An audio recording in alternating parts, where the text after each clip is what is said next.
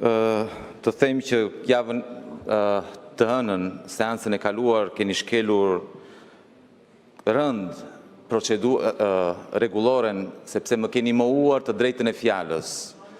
Më mohuar të drejtën e fjalës për një arsye shumë të thjeshtë. Sepse do flisja në këtë parlament ku të gjithë heshtni dhe bëni sikur nuk shikoni, po jo vetëm kaq, po dhe i sulmoni ata të rinj dhe të reja që kanë dalë të protestojnë kundër jush, kundër këtij parlamenti, kundër vjedhjeve, kundër abuzimeve. Dhe jo vetëm që nuk i dëgjoni, jo vetëm nuk i respektoni, jo vetëm nuk i mbështesni, por dhe i sulmoni nazist, serb, grek, rus i quani. Dije ju quat edhe policin që t'i ndalonit. Ky është një turp i vërtet. Nuk e blokoni dot parlamentin për interesin tuaj. Duhet t'i jepni llogari. Duhet t'i jepni llogari ndaj qytetarëve. Për abuzimet, për vjedhjet. Nuk vazhdojt kështu. Tani, ka një nen kjo rregullore, zonja nënkryetare, nëse dini të lexoni.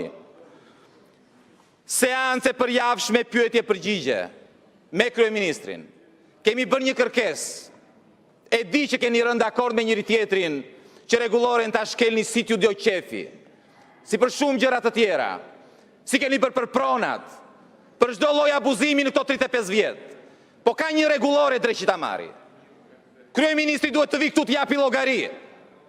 I kemi ngritur 2 pyetje, ju jemi drejtuar me një shkresë sipas rregullores. Dhe keni ignoruar totalisht.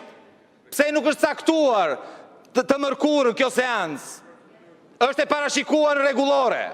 Nëse kërkesa vjen brenda të hënës, duhet caktohet seanca. Kryeministri duhet të vi këtu e t'japi përgjigje. Dhe jo të mbledhi grupin parlamentar të Partisë Socialiste dhe të sulmoj protestuesit. Është një skandal i vërtet ajo që po bëni. Sepse doni të fshini vjedhjet tuaja, abuzimet tuaja. Doni të dhunoni qytetarët. Tani keni filluar me polici private. Është një turp. Ndalni këtë sjellje. Parlamenti nuk është juaj. Është i qytetarëve. Vendoseni në shërbim të qytetarëve dhe jo të vjedhjeve. U ka ardhur fundi. Ka vajtu kur zman më. Mjaft u pasuruat. Mjaft. Me rezorte, me prona, me vila, me hotele.